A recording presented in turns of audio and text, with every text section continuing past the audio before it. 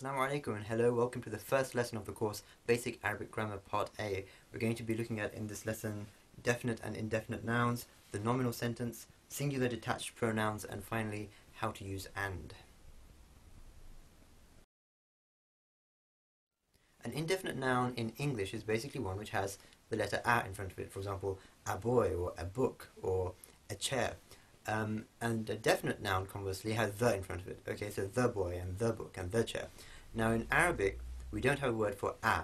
So when we want to translate an indefinite English noun, such as a boy or a chair, into Arabic, the way it's done is that we put tanween at the end of the word. And that tanween at the end of the word, that's the indicator that this noun is indefinite.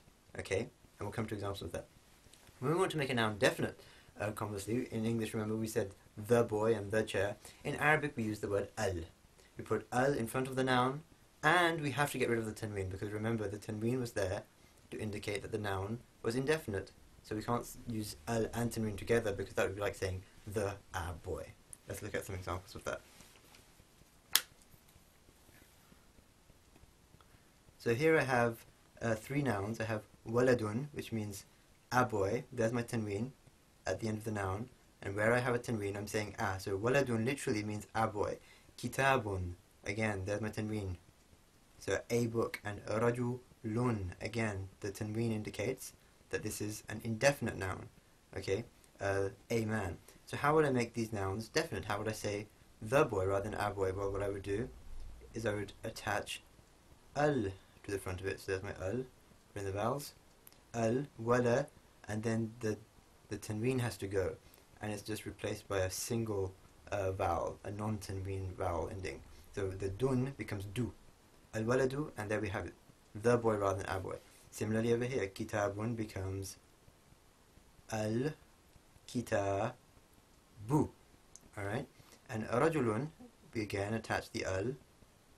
There we go. Now this time remember, we have a word which begins with a sun letter. And these were covered in the course Reading and Writing the Arabic Script. So what we have to do, therefore, is go straight from this connecting hamza. We omit the lam, which is elided into the ra, and so we go straight from this connecting hamza into the ra, and that's shown with a shadda above the ra, and we had a fatha on the ra, so that just sits above the shadda now, and we get ar-raju lu, the man. Alright, that's all there is to it. Okay, without the al and without the al and with the tanween, we have an indefinite. We get rid of the tanween, we put an al in, and that makes it definite. It's very important not to combine the al and the tanween. It doesn't happen in Arabic. The most basic sentence in Arabic is called the nominal sentence, and this is just of the form X is Y, okay, or something is something. For example, the man is tall, or the boy is short. That's called the nominal sentence. It's the most simple sentence you can have in Arabic. Now there are two elements in this sentence. There's the X bit and the Y bit, right? The man is tall, the boy is short. Now this X bit, this first part of the nominal sentence, we call the subject, and in Arabic it's called the mubtada, and it's usually definite. Excuse me, we usually use a definite noun for it.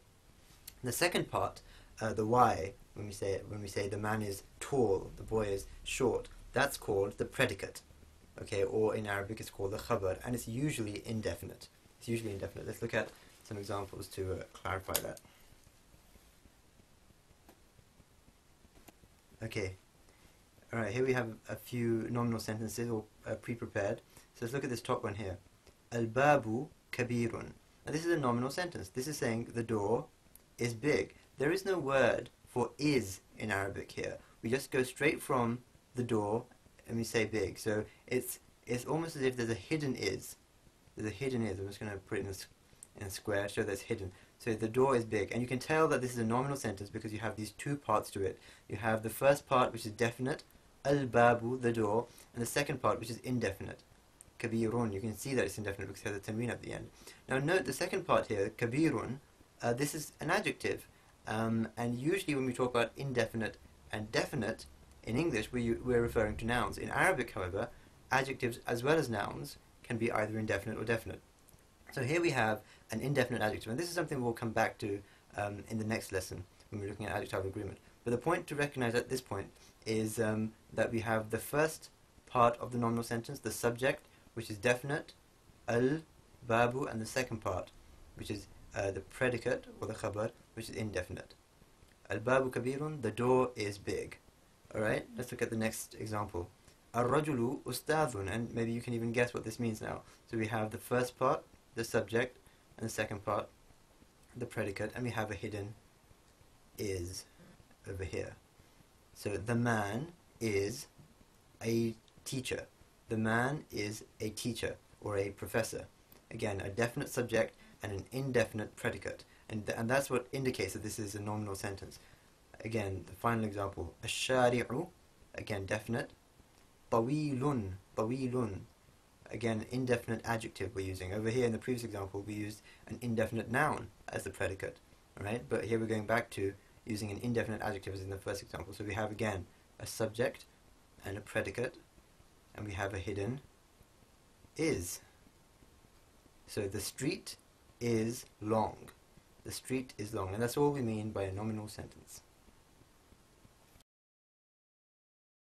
Pronouns are words like I and you and he and she and it. Now we can use these pronouns as subjects in our nominal sentence. Okay, so rather than saying the man is tall, we can say I am tall, or he is tall, or she is tall. And that's just using a pronoun as a subject. It's a regular nominal sentence, but we're replacing the noun with a pronoun. So again, let's look at some examples of that. So here we have our standard nominal sentence. Okay, we had it in the previous section. We have the man, ar-rajulu, we have our hidden is, I'm going to put it in, alright, is a teacher, ustadhun. Okay, so what if I want to say he is a teacher rather than the man is a teacher? Well, I just use the word for he. I'm just going to put it in here. Huwa, and then we have the same as before, ustadhun. Huwa ustadhun, ar-rajulu ustadhun, huwa ustadhun, he is a teacher. Or if you want to say you are a teacher, you are a teacher, so we just use the word for you, which is anta. Put in the dots on the vowels. There we have it, anta, and the same as before, ustadhun. If I want to say I am a teacher, use the word for I, the pronoun for I. And there we have it, ana ustadhun. Important thing to remember about the pronoun for I is that this alif at the end is silent, so it's not pronounced ana, it's pronounced ana. Okay, and these are referred to, the huwa, anta, ana, and the other pronouns which are given in your book, as the detached pronouns. They'll be covered in more detail later, but they're quite important, so we're just giving the singular forms now, and you can find them in your book.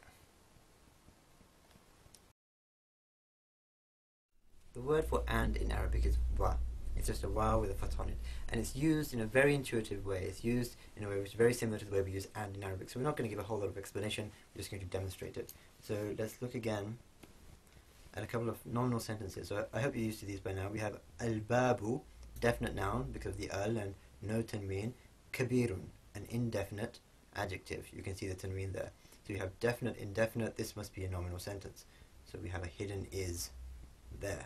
The door is big. So I have my subject. I have my predicate there. What if I want to give this a second predicate? In other words, what if I want to say the door is big and wide? I'm giving this a second predicate, okay? We just do that in a very, very natural way. We use the word for and, wa, and we just say wide. We just say wide. And there's my word for wide. Wasi'un. Wasi'un. Alright, the door is big and wide. In other words, I've just given my nominal sentence a second predicate. Let's look at this nominal sentence now. Ar-rajulu ustadhun. Again, you can identify immediately that it's a nominal sentence because you have a definite noun here, al and no tanween, followed by an indefinite noun here, ustadhun, dhun. So I have my subject, and I have my predicate, and I have a hidden is there.